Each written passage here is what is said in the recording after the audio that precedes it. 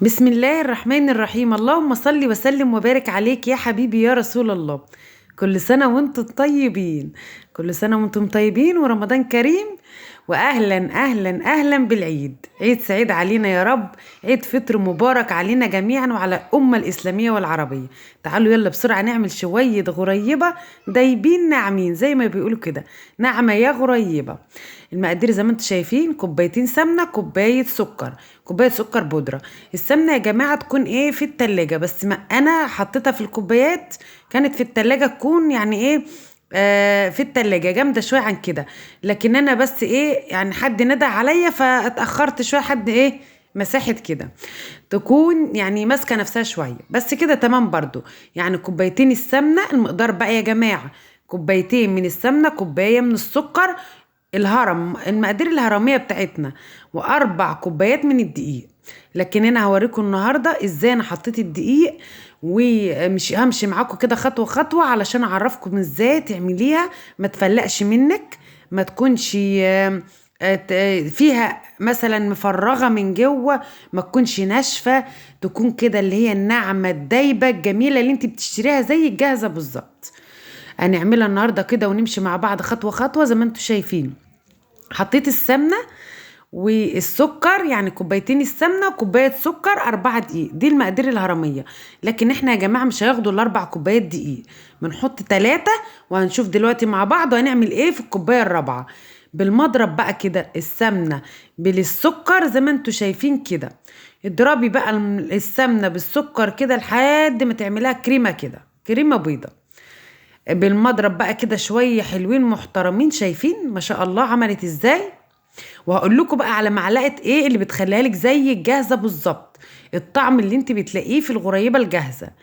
بنحط معانا يا جماعه معلقه لبن بودره، دي معلقه لبن بودره بتخلي لك الغريبه بتاعتك، تضيع لك بقى طعم السمنه وطعم السمنه بالسكر، لان الغريبه سمنه وسكر ودقيق.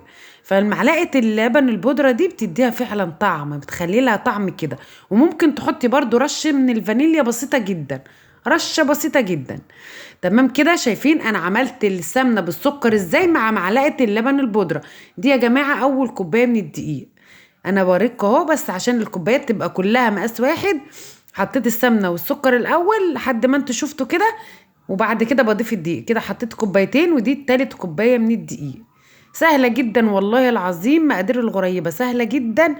ومن الحاجات اللي انت لو مشيت على خطواتها، بصوا بقول لكم حطيت 3 بس. لو انت مشيتي على الخطوات بتاعتها هتعمليها ناجحة جدا جدا. بس اهم حاجة يا جماعة في حاجات النواعم العيد دي، لما تشوفي مثلا فيديو او تاخدي طريقه من حد، امشي بنفس المقدار، امشي ما تغيريش فيها حاجه. لان انت لو غيرتي فيها حاجه هتلاقيها فيها حاجه مختلفه عن اللي انت بتشوفها قدامك. لكن لما بتمشي بنفس المقادير الحاجه بتاعتك بتطلع مظبوطه. تمام كده. لفيت ال3 كوبايات زي ما انتم شايفين اهو في السمنه بالسكر بتاعتي بمعلقه اللبن البودره اللي انا حطيتها. وشفتوا احنا ضربنا قد ايه السمنه بالسكر لحد ما القوام بقى شفتوا زي الكريمه كده. بصوا بلمها كده يعني ايه، الاول بشوف هتحتاج دي ولا لقيتها لسه ملزقه برضو قوي، محتاجه دقيق.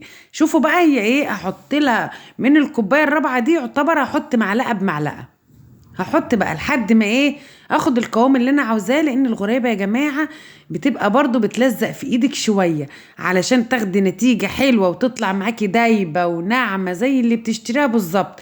لازم انت تسيبيها تبقى العجينه في ايدك بتلزق كده شويه. بصوا انا حطيت معلقه، هقلبها في العجينه برضو هلاقي نفسي احتاج تاني، هحط تاني حوالي كمان 3 معالق او 4، يعني يعتبر هحط كمان نص كوباية دقيق. يعني الغريبة بتاعتي يعتبر عجنتها ب3 كوبايات ونص من الدقيق.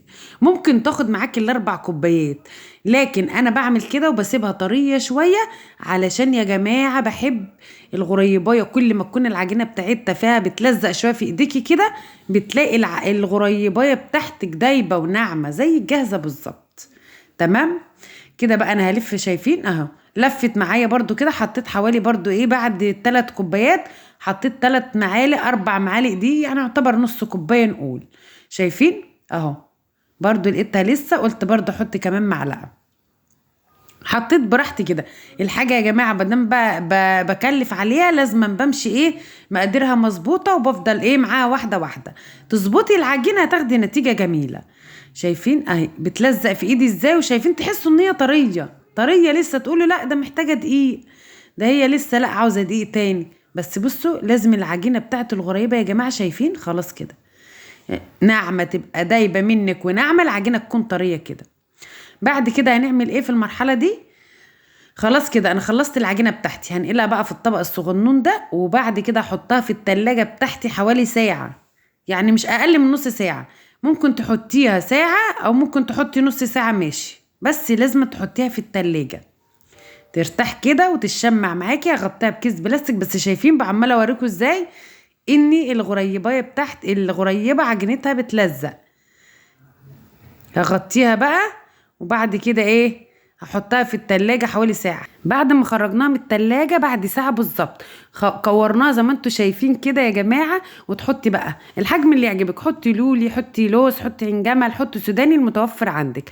اهم حاجة التسوية بتاعتها على نار هادية خالص زي الكيكة، تشمع بس يا جماعة. بتاخد من 12 دقيقة ل 10 دقايق، وتخرجيها في السجون، سيبيها تبرد حوالي ساعة ساعتين زي ما تبرد، وبعد كده ترصيها زي ما تحبي علشان ما تبصمش في ايديكي. تمام. التسوية على نار هادية جدا يا جماعة زي الكيكة، حوالي من 12 دقيقة ل 10 دقايق ل 12 دقيقة، وتسيبيها تبرد تماما.